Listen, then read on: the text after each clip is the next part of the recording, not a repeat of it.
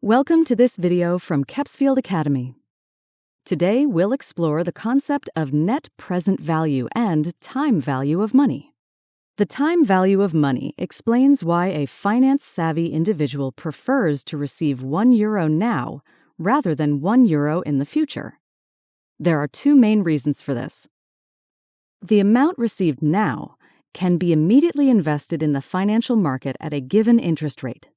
If not invested, the value of money erodes over time due to inflation. Imagine you need to decide between two offers for selling a machine. Buyer 1 offers €1,000 now, while buyer 2 offers €1,100 in a year. You can invest the money received now in a project with an expected return rate of 12%. To decide, you can calculate the present and future values of both offers. To determine the present value, we use a process called discounting, which converts future value to present value using a discount rate. The formula for the present value, PV, is future value divided by 1 plus a discount rate to the power t, which represents the periods between the future and the present point in time.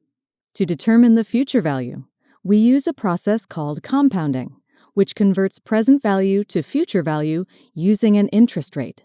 The formula for the future value, FV, is present value times 1 plus an interest rate to the power t, which represents the periods between the present and the future point in time.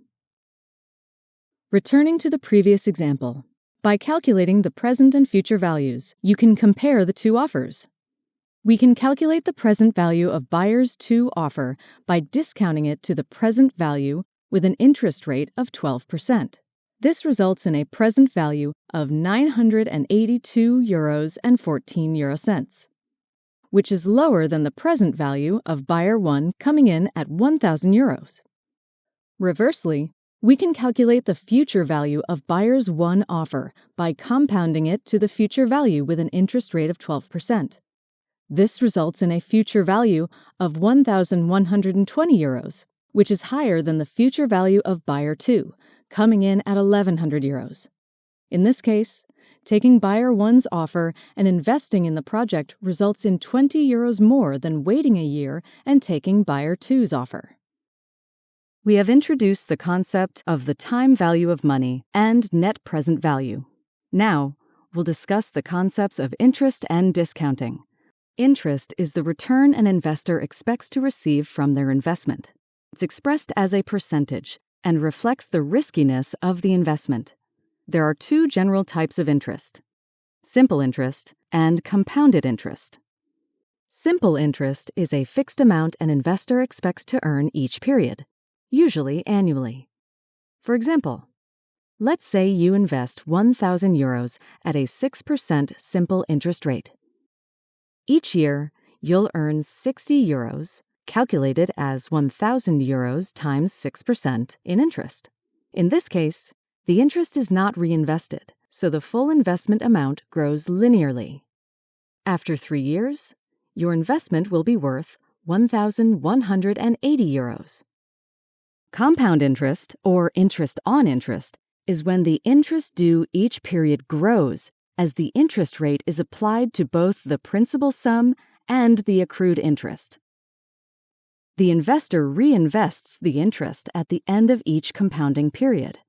For example, with the same €1,000 investment at a 6% compounded interest rate, after the first year, you'll earn €60 in interest. However, in the second year, the interest will be calculated on the new principal amount of €1,060, earning you €63.60 in interest. Therefore, after 3 years, your investment will be worth €1,191. The full investment amount grows exponentially in this case. By understanding the difference between simple and compounded interest, you can better evaluate various financial opportunities and make informed decisions about your investments.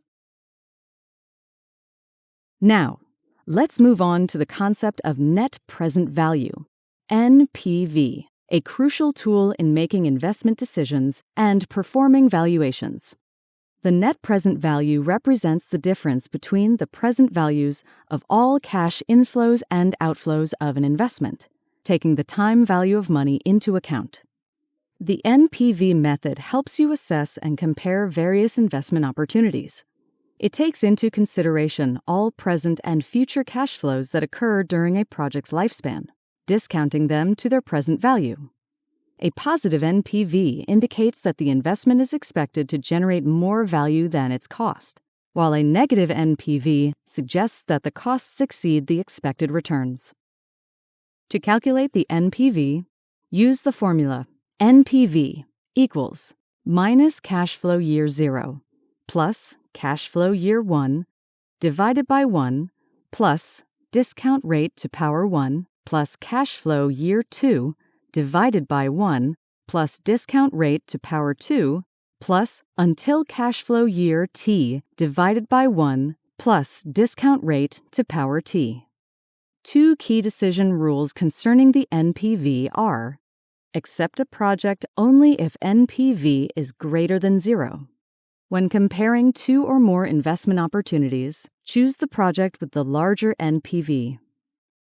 NPV is especially useful in corporate finance and valuation, as it provides a standardized way of comparing projects with different cash flow patterns, lifespans, and risk profiles.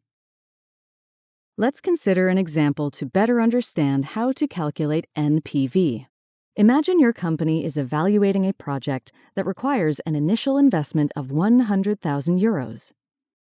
The expected cash inflows over the next 4 years are: Year 1, 30,000 euros. Year 2, 40,000 euros. Year 3, 45,000 euros. Year 4, 50,000 euros. The appropriate discount rate for this project is 8%. We use the formula learned in the previous slide. Applying the formula, we get NPV equals minus 100,000 euros plus 30,000 euros divided by 1.08 to power 1 plus 40,000 euros divided by 1.08 to power 2 plus 45,000 euros divided by 1.08 to power 3 plus 50,000 euros divided by 1.08 to power 4 equals 34,545 euros. Since the NPV is positive, it makes financial sense for the company to pursue this project. The positive NPV suggests that the project is expected to generate a return higher than the 8% discount rate. Now, let's explore the concept of perpetuity and its role in corporate finance. A fixed perpetuity is a cash flow that continues indefinitely into the future. An example of a fixed perpetuity is a government bond called a consul. Consols have a fixed coupon payment annually for an indefinite period. To calculate the present value of a perpetual security, use the formula. Present value equals cash flow divided by interest rate. For example, your company has developed a marketing tool that sells a yearly subscription for 150 euros. Clients plan on paying the yearly subscription indefinitely, and the discount rate is 8%. What is the present value of the marketing tool for a single client? The present value of the indefinite cash flows is 150 euros divided by 8%. So the present value of the marketing tool is 1,875 euros. For a growing perpetuity, cash flows grow at a certain rate indefinitely. The present value of a security with growing cash flows into perpetuity is present value is cash flow divided by R minus G. Let's look at an example. You're a landlord with a yearly rent income of 228,000 euros. You estimate that rents will increase by 3% annually based on historical inflation rates. The current discount rate in the market is 6%. What is the present value of your rent income? The present value of the rent income is 228,000 euros divided by 6% minus 3%. The present value of the rent income is 7.6 million euros. Want to fast-track your finance career? Explore our practical, comprehensive courses at www.kepsfield.com and accelerate your career today.